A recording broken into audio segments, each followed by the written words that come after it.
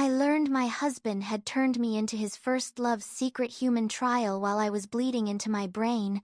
By then, I could no longer speak. The seizure had started at breakfast. One moment, I was holding a coffee mug. The next, it shattered on the kitchen floor, and my right hand would not obey me. Julian caught me before my head struck the counter. My husband was a pulmonologist. He knew my medical history better than anyone. He also knew exactly what was inside the inhaler he removed from my purse before the paramedics arrived.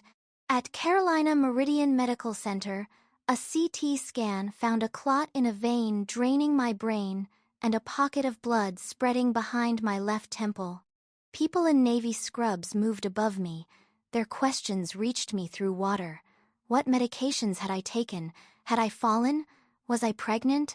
Julian answered for me. She has severe asthma, nothing else.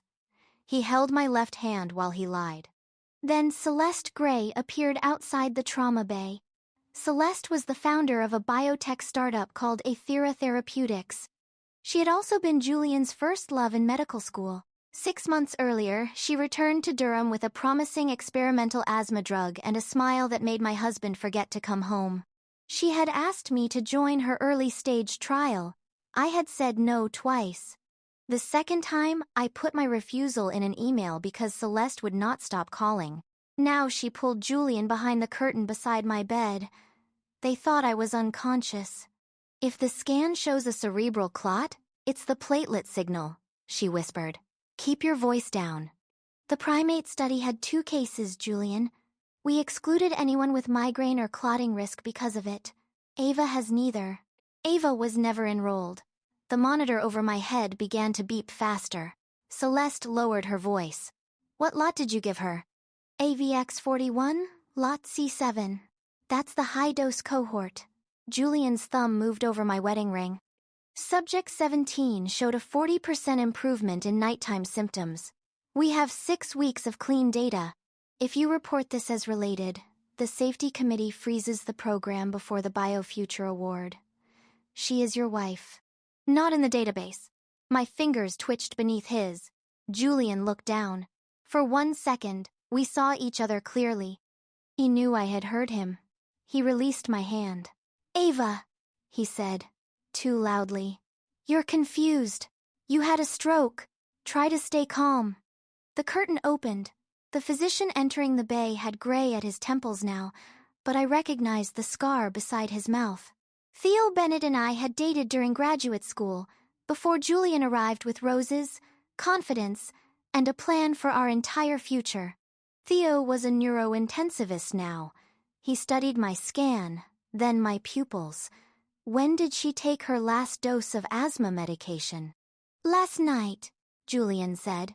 Her standard controller. Theo looked at the paramedic bag near the bed. A clear evidence pouch held the inhaler Julian had tried to remove before the ambulance left our house. He turned it over. A tiny orange sticker was fixed beneath the canister. AVX41, lot C7. Theo's eyes lifted to Julian. What is this? A prototype housing. The medication inside is approved. Then you won't mind telling pharmacy what compound they're treating. Julian reached for the bag. Theo moved it out of reach. That device is a Thera property, Celeste said. At the moment, it belongs to the safety investigation of a woman with an active brain hemorrhage. Theo handed it to a nurse. Seal it. Call investigational pharmacy and the hospital safety officer. Julian stepped between him and the door. You're wasting time. Then stop wasting mine and identify the drug. Neither Julian nor Celeste answered. Theo bent close enough for me to focus on his face. Ava, I need to take you upstairs now. Blink once if you understand. I blinked. Good. I know you're scared. You can be scared after we fix this. The last thing I saw before the doors closed was Julian following Celeste down the opposite hall. He had chosen her data before he knew whether I would survive. I woke in intensive care with 22 staples in my scalp and a breathing tube down my throat. Theo was asleep in a chair by the window, his glasses crooked and a paper cup balanced on his chest. When I moved, He woke immediately. Don't try to sit up. He stood and checked the monitor. You had surgery to relieve the pressure. We removed the clot we could reach and controlled the bleeding. Your right side is weak, but you're following commands. Those are all good words. I pointed at the tube. That is a bad word. Respiratory therapy is coming. 3 hours later, I could speak in a damaged whisper. My first question was not about Julian. The inhaler? Secured by hospital pharmacy. The seal number is in your chart. Don't give it to him. Theo pulled the chair closer. I already documented that Julian tried to take it. Risk management has restricted access. What did it do? We don't know yet. Aethera gave pharmacy limited safety information after the hospital threatened to notify the federal regulator without them. The compound may increase platelet activation. That could explain the clot, but it will take more than one case and one scan to prove causation. He did not offer certainty because he thought I needed it. I had spent 12 years auditing clinical data. I trusted limits more than comfort. Did Julian tell you I took it? He said you enrolled voluntarily in an expanded access program. I refused. Theo's jaw tightened. Then we need people with subpoena power and better suits than mine. Julian did not visit that day. At 7 that evening, a nurse brought me my phone. There were 40 messages from friends, 6 from my employer, and 1 from my husband. You survived. Stop frightening everyone by implying I poisoned you. A second message arrived while I was reading. Celeste and I are flying to Boston tonight. The BioFuture Committee scheduled press before the award gala. Do not call reporters until you understand what happened. Then a third. When you're discharged, stay with a friend for a while. Celeste needs somewhere quiet to prepare, and the guest house is under renovation. Julian had given his first love my medicine, my body, and now my home. I opened the clinical trial listing for AVX41. Celeste was the sponsor investigator. Julian was principal investigator at Carolina Meridian. The trial listed 16 enrolled subjects, not 17. A linked Aethera investor summary reported no serious adverse events. My name appeared nowhere. I tried to take a screenshot. My right thumb dragged uselessly across the glass. The failure broke something open. I cried with one side of my face while the other barely moved. Theo stood in the doorway holding a plastic hospital cup and a wrapped candy bar. He waited until I waved him in. I brought ice chips, he said. The chocolate is for later. You used to claim sea salt caramel could repair neurological damage. I was 24. You were in a biomedical program. I assumed it was peer-reviewed. I laughed once, which hurt everywhere. He placed the candy beside my phone without touching me. Julian said you didn't want me at your wedding, he said. I stared at him. I invited you. He told me you changed your mind. The monitor quickened again. Theo noticed. That can wait. No. It has waited 8 years. He sat, but did not turn the moment into a confession. Get through tonight. Tomorrow, ask for the patient advocate and an attorney. Ask both of them before Julian decides what your story is. I looked at the message telling me not to return to my own house. Then I dictated an email to my boss. I need access to my archive device audit tools. Personal emergency. I will explain when I can. My right hand began working before my smile did. 4 days after surgery, I could tap a screen with my index finger. It was slow, clumsy, and enough. My employer was a contract research organization that audited electronic data for hospitals and drug companies. I had moved to part-time remote work after Julian's mother became ill. Julian called it a compromise. In practice, I did 40 hours of care and 20 hours of paid work each week. He had always dismissed the job as checking boxes. Now the boxes began talking. I started with my pharmacy account. My approved controller inhaler had not been dispensed in 47 days. The pharmacy had texted Julian, who was authorized to collect my prescriptions. He replied that we no longer needed the refill. The date matched the evening he brought home a new inhaler and said the manufacturer had changed its packaging. Next, I opened my smart inhaler app.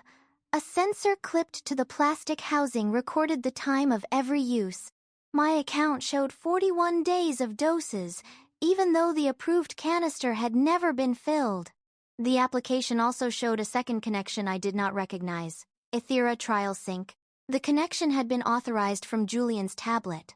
I exported the log and sent a copy to my work account, my new attorney, and a secure folder she created. Redundancy was the first rule of an audit. Never leave the only copy with the person who benefits from losing it. The home security system came next. Our kitchen camera stored motion clips for 90 days. I searched the date of the missed refill. At 11:14 that night, Julian entered the kitchen carrying a silver insulated case. He placed 2 inhalers on the counter, removed their canisters, and switched them. The camera could not read the labels, but it captured the orange sticker beneath the experimental one. Celeste walked into frame. 6 weeks, she said. Then we have enough longitudinal data. She'll never notice. She refused in writing. Julian slid the experimental canister into my device. Ava trusts me with every prescription she takes. Celeste kissed him. They remained in the kitchen for another 9 minutes. I did not watch the rest. I saved the full clip and wrote down its original file identifier, date, and retention policy. My attorney would request the provider's preserved copy. By noon, I had a simple ledger. My prescription was stopped. The experimental device entered my house. Trial Sync began receiving my doses. 6 weeks later, I nearly died. The facts all pointed in one direction, but I still needed independent records to prove who had done what. You should be sleeping, Theo said from the door. He had transferred my care to another neurointensivist that morning after realizing our history might become evidence in a divorce and a research case. You should knock. I did. You said come in. Did I? No. I wanted to see if brain surgery had made you less argumentative. He held up both hands when I glared. Still intact. Excellent.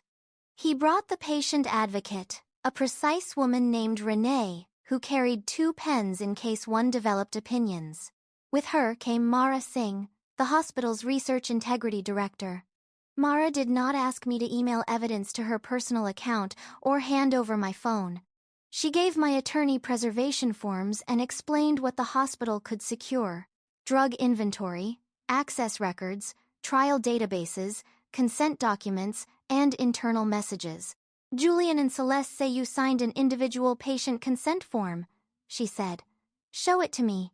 I can't yet. The record is under restriction. Then tell me the signature date.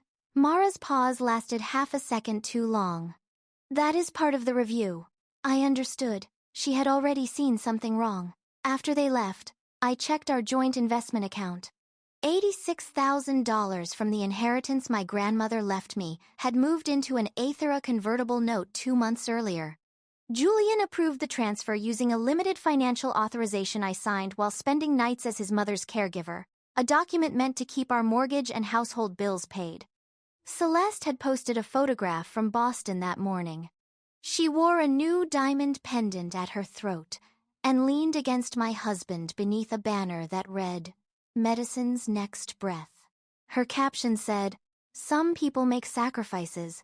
Visionaries make history. I saved that too. Then I called my attorney. Add financial fraud to the divorce petition.